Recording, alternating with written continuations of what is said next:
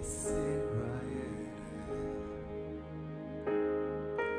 jina lao ndiye Yehova.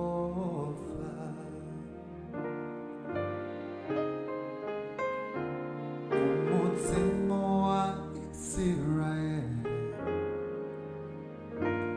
umutima wa Israeli, jina lao ndiye Yehova.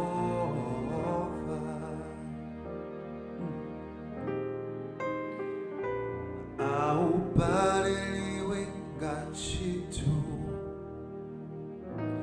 aubadiliwe